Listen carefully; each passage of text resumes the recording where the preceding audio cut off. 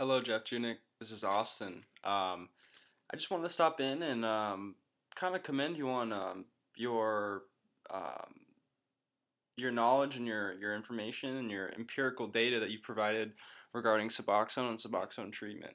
I've been in treatment for a total of maybe 6 months, and a lot of those months spent in treatment were failures. I have just recently got a 3 months clean from my period, a total of 6 months recovery. So I'm now about 3 months sober. And I don't think I could do it without Suboxone. I just want to kind of stop in and say, um, I think if it wasn't for Suboxone, my decision to go on Suboxone, I don't think I would still be clean today. It's one of those things where I was struggling with the idea for so long. I had all these different conflicting thoughts about going on it. The majority of the treatment centers and the group therapies and the IOPs that I was in um, were kind of telling me the same thing, which was kind of Suboxone's bad, it's the devil, um, it's evil brothers, methadone, they're related, this and that, along with the people I was involved with, which was my AA groups, my NA groups, my parents, the people I was talking to. I didn't really have anyone I knew that had a success from Suboxone rather than the detox properties of it. So it was really nice for me to kind of just in my lonesome solitude, just kind of feeling shitty, like, wow, I mean, this kind of sounds like a good idea, but everyone's telling me no, to go on YouTube and just kind of look for myself and find out for myself. And I did a lot of research, partially on the Suboxone website, other forums, until I came across your videos pretty much, and it was just exactly what I was looking for. Somebody who is a doctor, who basically is saying that, hey, there's this drug out there and it does help, and it does work, and especially on people who are opioid dependent, and that's me, struggling from a heroin addiction for a while. So to hear that, I was just like, I was very relieved to finally find somebody who kind of had the same thoughts as me because I've been doing extensive research on it. So I had, luckily, after reading tons of your videos, I had kind of built an inner strength, kind of backing my voice, because I originally kind of backed Suboxone. I didn't really have, I was kind of iffy on it. I was weak, and I think kind of seeing other people's opinions has helped build my own strength about my own opinions about it, because I do feel very passionate about it. And so I just want to say thank you. Man, you've really just posting this information has made it easier to communicate it to my family, my friends, my counselors who are still against it.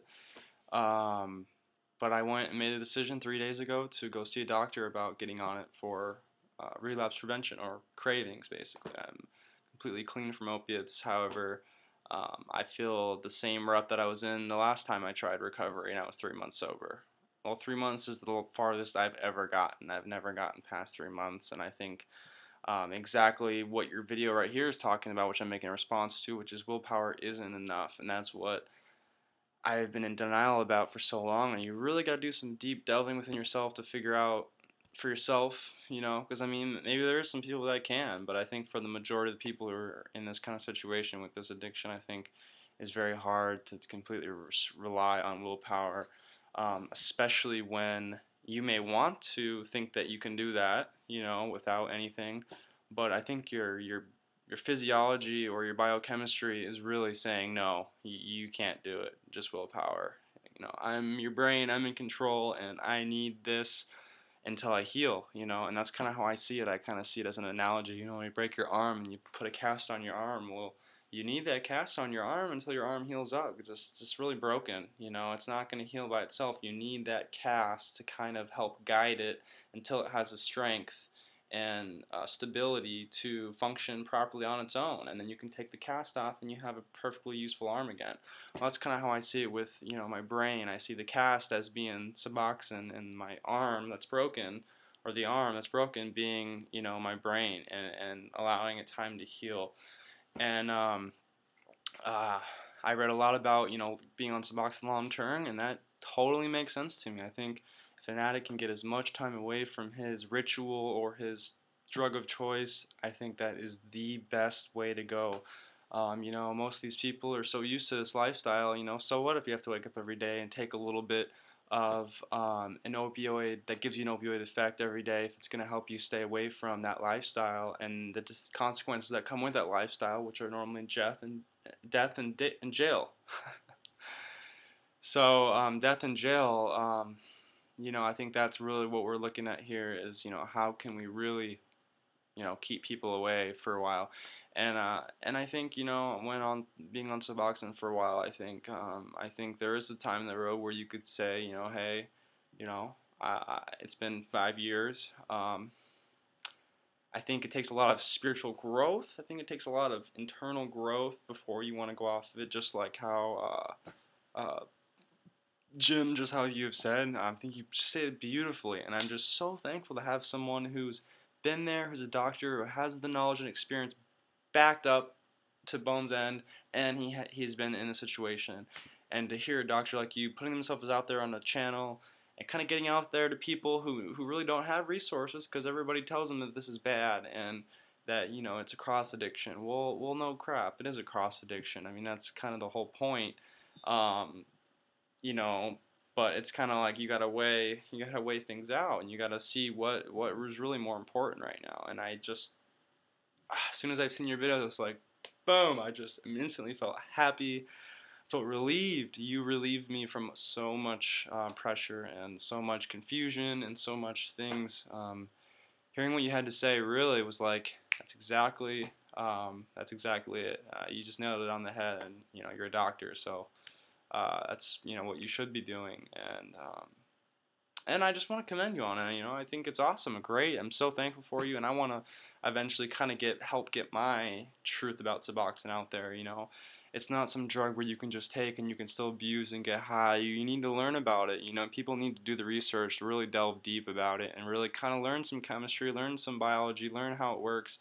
That stuff is going to help you in making the right decision. And watch Jim's videos. I'm eventually going to be doing a little spiel on what I think about it, because I feel so passionate, because I've seen the changes. It's only been a month or so, and I've drastic changes from all kinds of relationships, people, my school, my life, my health, my spirituality, my growth. I mean, it's tremendous, and I'm at a low dose. You don't have to be amped up on the thing. I'm only taking 4 milligrams a day, so I mean, you got to see a doctor, get the right things going for you. And I just want to say there's hope out there.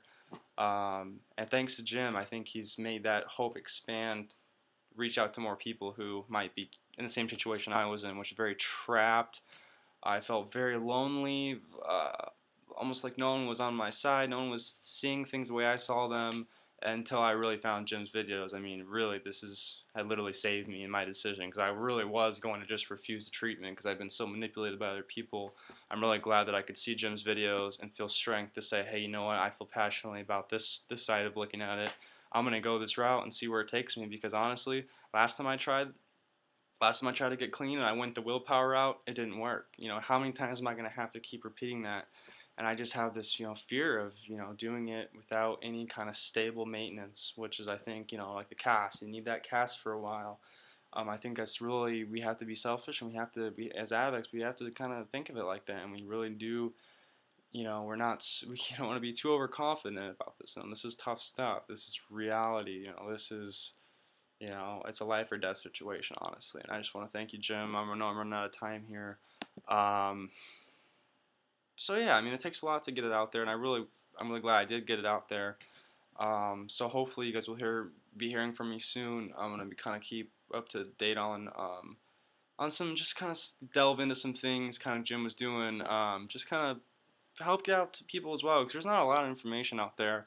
There's a Suboxonetoxone.com, which I recommend from anyone who's new to the whole idea of their problem and what their maintenance, what the options are out there. Check this website out, Suboxone Toxone. That's Jim's thing.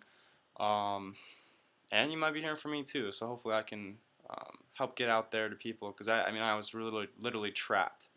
So thank you guys for listening. Thank you, Jim, once again. Take care and good luck to you guys. I hope to see you soon. Bye.